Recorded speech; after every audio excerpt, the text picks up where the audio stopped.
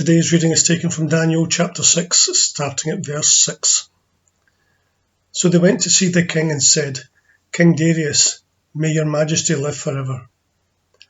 All of us who administer your empire, the supervisors, the governors, the lieutenant governors, and the other officials have agreed that your majesty should issue an order and enforce it strictly. Give orders that for 30 days no one be permitted to request anything from any god or from any human being except from your majesty. Anyone who violates this order is to be thrown into a pit filled with lions.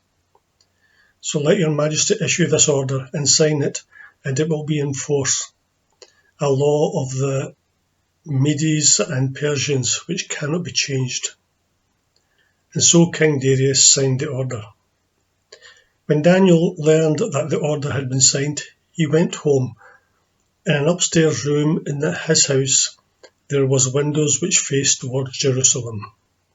There, just as he had always done, he knelt down at the open window and prayed to God 3 times a day. When Daniel's enemies observed him praying, all of them went together to the king to accuse Daniel.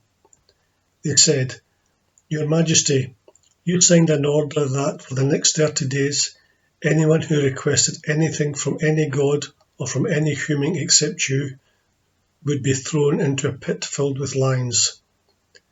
The king replied, Yes, that is a strict order, a law of the Medes and the Persians, which cannot be changed.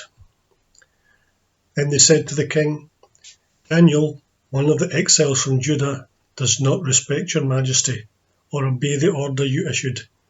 He prays regularly 3 times a day. When the king heard this, he was upset and did his best to find some way to rescue Daniel.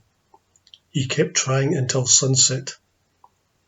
Then Daniel's enemies came back to the king and said to him, Your majesty knows that according to the laws of the Medes and the Persians, no order which the king issues can be changed.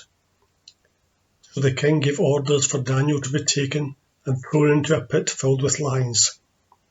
He said to Daniel, May your God, whom you serve so loyally, rescue you. A stone was put over the mouth of the pit, and the king placed his own royal seal on it, and the seal of the noblemen on the stone, so that no one could rescue Daniel. Then the king returned to the palace and spent a sleepless night, without food or any form of entertainment. At dawn the king got up and hurried to the pit. When he got there, he called out anxiously, Daniel, servant of the living God, was the God who you serve so loyally able to save you from the lions? Daniel answered, May your majesty live forever. God sent an angel to shut the mouths of the lions so that they would not hurt me.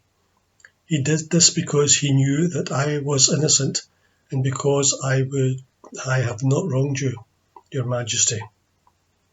The king was overjoyed and gave orders for Daniel to be pulled up out of the pit. So they pulled him up and saw that he had not been hurt at all, for he trusted God. Amen.